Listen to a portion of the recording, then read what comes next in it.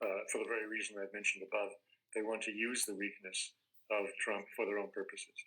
But when you look at what I usually look at, Vladimir Solovyov's talk program last night, they were feasting on this, and they were using it to explain how really it's just a continuation of American policy going back to the slaughter of the Indians.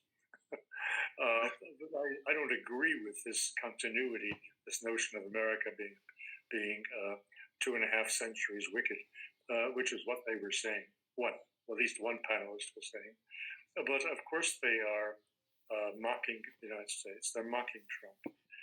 He has lost all credibility. And whereas Mr. Putin may have his reasons to try to use this weakness of Trump to his advantage, the thinking heads are under no such obligation to let Trump off the hook. And they were feasting on his inane statements. You know, one wonders who will be negotiating in behalf of the United States. I suspect it might actually be the vice president, because the Iranians have said they absolutely will not deal with Witkoff and Kushner after their two betrayals and the bombing during the midst of negotiation. They simply don't trust a word out of their mouths. I don't know that the vice president is more or less trustworthy. Shalom, call halal Yahweh, Shalom, Shabbat, Shalom, double honor to the other apostles and other bishops, great millstone, and the others caring for them that tells us truth. Shalom and salutations to all the brothers that push the word of truth and sincerity, the hopeful elect tabernacle of David. The other Yahshua, Shalom and salutations to you all. It's a little early for me. I'm on the West Coast. I'm going to get the cruel Lord real quick. This is about Trump and where we're at right now. So I'm going to just try to show these clips that I chose and put a couple of precepts and then get out. So this is Isaiah 19:4. The Egyptians, or the Americans, will I, the Most High, give over into the hand of a cruel Lord, and a fierce king shall rule over them, saith the Lord of hosts. Okay, so we all know, we believe that this is talking about DJ Trump, and he's playing right into it. So you'll get the fierce king reference, but there's the weakness. Let's get that too. As weak as we, because they keep saying that Donald Trump is weak.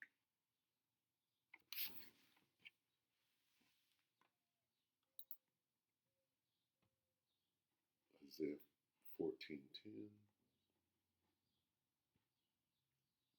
All they shall speak and say unto thee, art thou also become weak as we, art thou become like unto us. Right? So I played that first part, and I'm going to go to 20. Now listen to what's being said.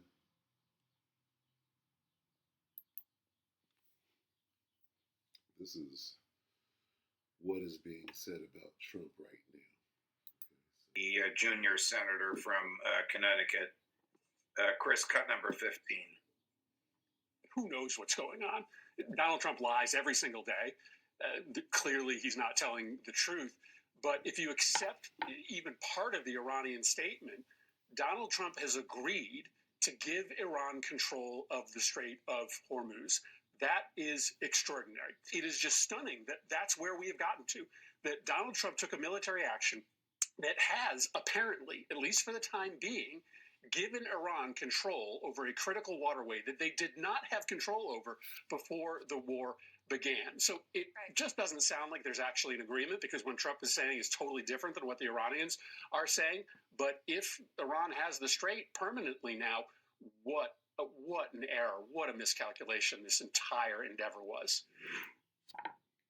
Let's get this real quick. This is 2nd Ezra 16.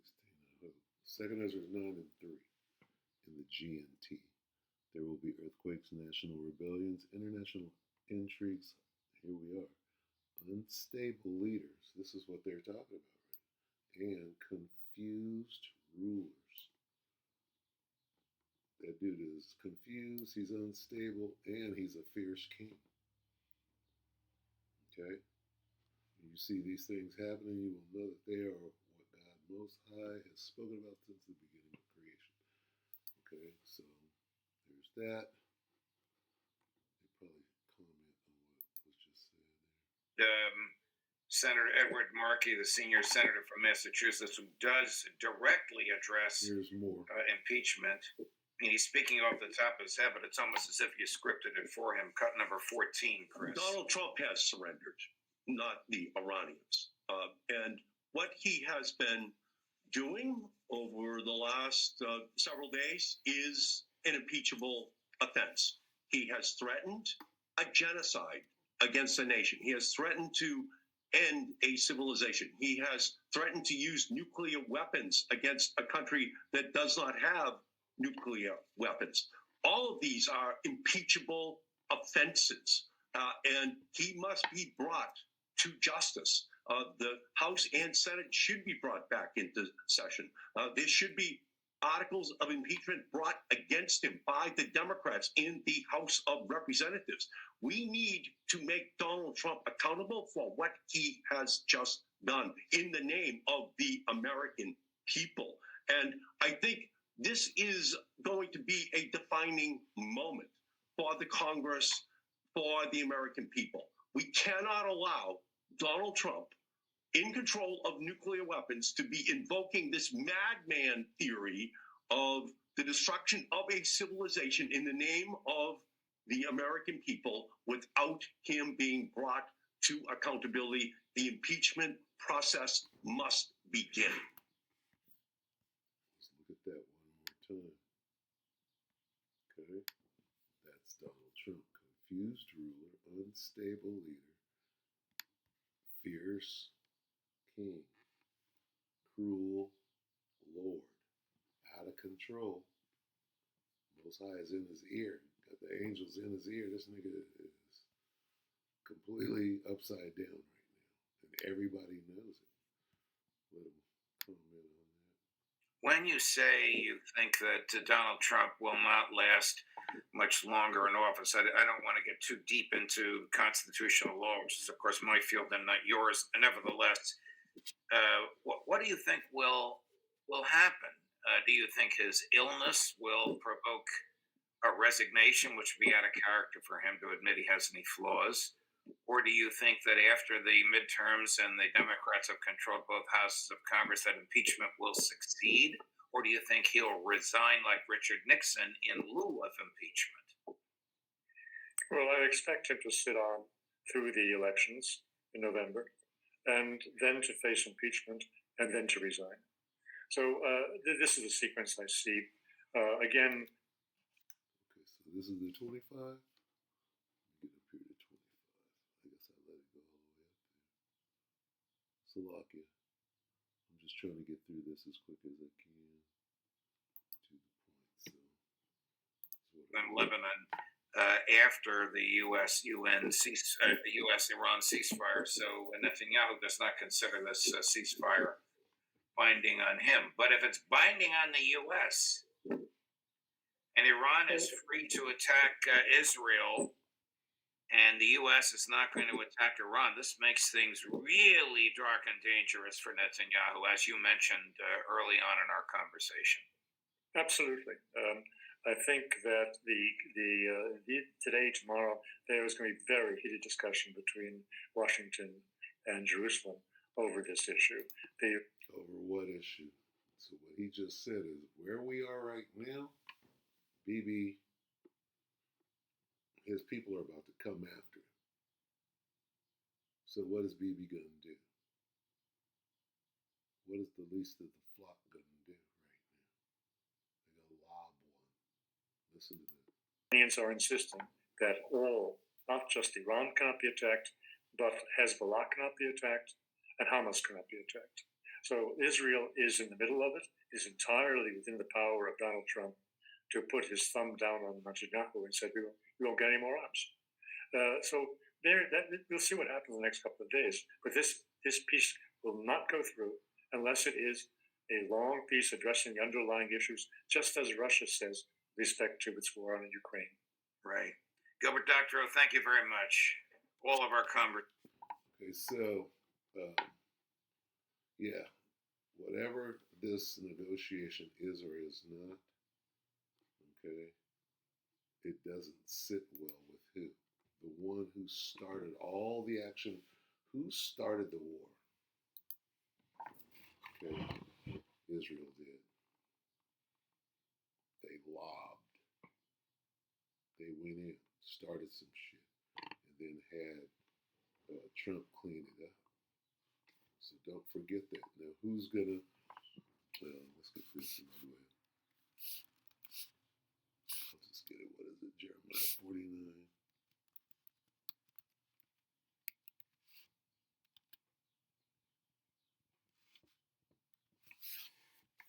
Jeremiah 49. Yeah. There's two of them. What? Hold on. Jeremiah 49:20. What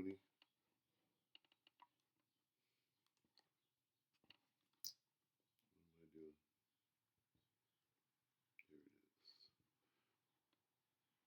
Therefore, hear the counsel of the Lord that he hath taken against Edom, all Idumea, and his purposes that he hath purposed against the inhabitants of Teman. Let me read that again, Salakia.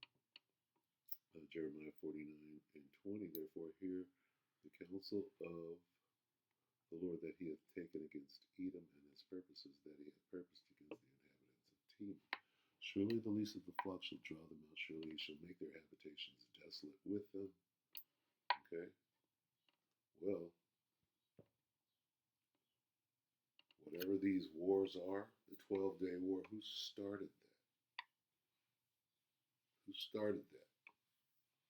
The U.S. didn't start it. There's three people in this war. Okay, right here. They're not done yet. Let's listen to that last piece again about how Israel is going to accept this. That was right about here. I didn't get the lead in right, so let's get it right about there. bridges in Tehran and power plants in an effort to remind American pilots that the civilian population was standing in the way of their aggression. One last thing before I have to run. The BBC reports that Israel strikes southern Lebanon after the U.S.-Iran ceasefire. So Netanyahu does not consider this ceasefire binding on him. But if it's binding on the U.S. and Iran is free to attack Israel, and the U.S. is not going to attack Iran, this makes things really dark and dangerous for Netanyahu, as you mentioned early on in our conversation. Absolutely. I think that today, tomorrow, there is going to be very heated discussion between Washington and Jerusalem over this issue. The Iranians are insisting that not just Iran cannot be attacked, but Hezbollah cannot be attacked, and Hamas cannot be attacked. So Israel is in the middle of it, is entirely within the power of Donald Trump to put his thumb down on Netanyahu and say, we won't get any more arms. We'll see what happens in the next couple of days. But this piece will not go through unless it is a long piece addressing the underlying issues, just as Russia says with respect to its war on Ukraine. Okay. So what was just said? What was just said is this. Whatever we just saw play out yesterday, today, Netanyahu is mad. He's mad as hell. What is he going to do? He's going to lob. Okay? That's simple. He's not done. This war ain't over. There ain't no ceasefire. Okay? From what was just said right here, they cobbled together something, right? If you go watch this whole cast, which is really good, actually, this podcast, So I just try to pull out some meat and then comment on it. But let me get this anyway, and then I'll close. Okay. Yeah, the least of the flock is going to draw them out. Let's get this on the way out. This is easy pickings. Peace and what? It's only a matter of time before he lobs. Here's the lob right here. 1 Thessalonians 5:3. For when they shall say peace and safety, then Netanyahu's going to lob. Then sudden destruction cometh upon them as travail upon a woman, and they shall not escape. So we'll sit back and watch as we are the watchmen. With that, we pray that the elect will edify you, brothers and a few sisters.